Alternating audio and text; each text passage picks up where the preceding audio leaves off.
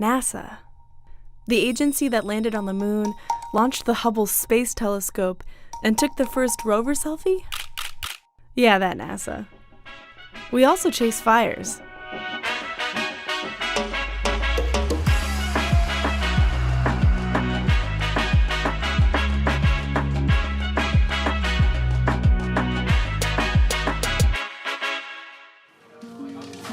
This team is in the middle of a recovery operation.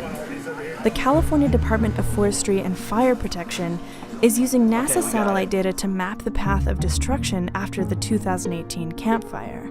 NASA has the tallest fire towers, with our satellites looking down from space, catching images every day and every night. We're often the first to detect and then share information about fires, especially fires that are burning in remote locations. That's where we can come in and provide a much better picture. And so I have NASA MODIS and VIIRS stuff, which we always use on Google Earth. You can kind of see the streets here. This is a neighborhood totally burned down. A NASA Rapid Response grant allowed the team to study the impact of the Camp Fire just 4 months after it was contained. NASA provides crucial tools for both first responders and fire recovery managers, but there are even bigger implications for understanding the future of fire. The information we collect from satellites helps us understand not just where and when fires are burning, but what kind of changes they're making to the ecosystems on the ground and our atmosphere up above. I'm Doug Morton, and I'm an Earth System Scientist here at NASA's Goddard Space Flight Center. Doug is one of NASA's go-to scientists when it comes to making sense of how fires affect people and ecosystems. You need 3 things to make a fire. You need something to burn. You need climate conditions that allow that fire to start and grow large. And you need a source of ignition. Today, the source of ignition is almost always humans.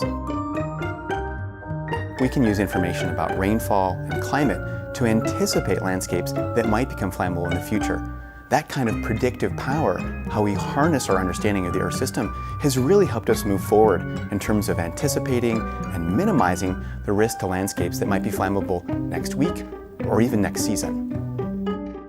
But the real work of science may be something that many people don't have a lot of visibility into. When we talk about taking a team of scientists and putting them into the field, that could mean weeks, months, or even years of collecting data. The first time I spent in the Amazon was in the early parts of the 2000s, just at the peak of deforestation rates in Brazil.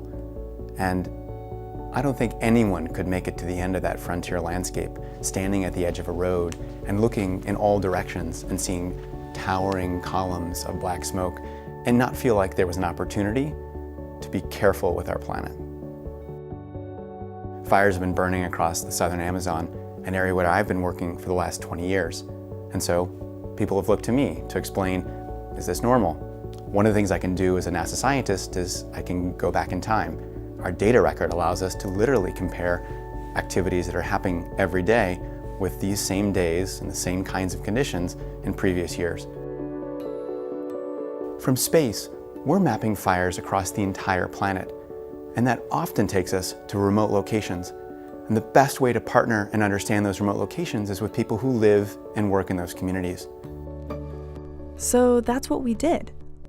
This year, NASA is sending a blitz of missions into the field, and you're coming with us.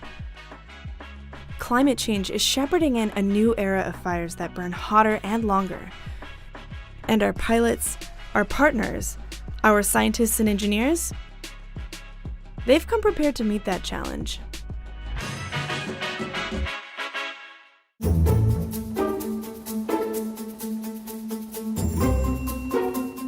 Some of my days have been 14, 16, and 18 hours. We don't hesitate to meet challenging conditions. You know, you can tolerate a lot for a day or two.